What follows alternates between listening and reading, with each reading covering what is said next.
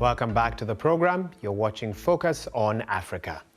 To Chad now, where 9 people have been killed and 46 others sustained injuries after a severe fire broke out at a military ammunition depot in the capital, N'Djamena. The Tuesday night blaze triggered a series of explosions in the ammunition depot, which is located near the international airport. Now, this was the aftermath of the huge fire. The explosions destroyed military vehicles, weapons, and homes of nearby residents. President Mohamed Deby visited the area earlier to gauge the impact of the blasts. He's announced the launch of an investigation to determine the causes and identify the responsibilities. The military depot is the main arsenal in the country's capital, where heavy weapons and ammunition are stored. Okay, let's now get an update from the BBC's Paul G, who joins us from Yaoundé in Cameroon with the latest. Paul, thanks for your time on this. I mean, what's the situation on the ground like right now? Well, Wahiga, calm has returned to N'Djamena following last night's pandemonium. After that explosion forced many people to be distraught. You know, it affected most people, destroyed some people's homes, but more importantly, it was a wake-up call for authorities about the location of this military ammunition depot, which is in the capital city. Right now, health personnel are battling to save the lives of those who were injured. The Prime Minister saying earlier today that there are some people who have been amputated, which speaks to the severity, the scale of this incident last night, Wahiga.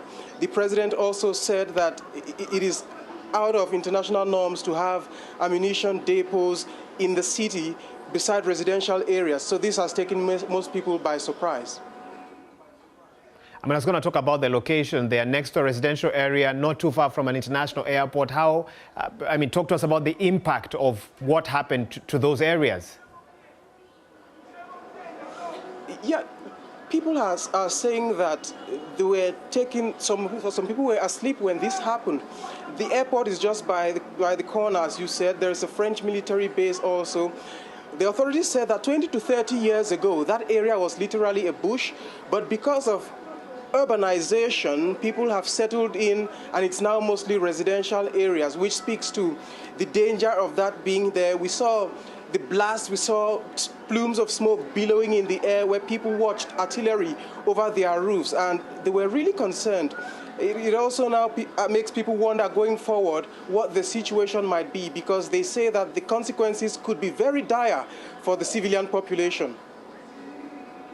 Well, is there any indication from authorities on what may have triggered those explosions? It remains highly unclear, but authorities say that it might have been an accident that caused the fire. Well, an investigation has been launched to establish the actual cause and lay responsibilities, as the President said. Paul G, thanks so much for keeping us updated on that, joining us from Cameroon with an update on the situation in N'Djamena. All right, one more